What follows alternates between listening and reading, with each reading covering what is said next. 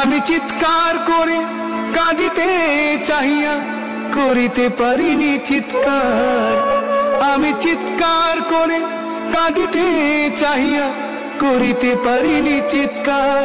বুকের ব্যথা বুকে চাপাই নিজেকে দিয়েছি ধিক্কার।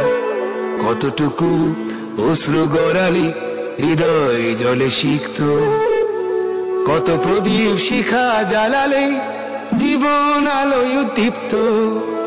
কত ব্যথা বুকে চাপালে তাকে বলি আমি ধৈর্য।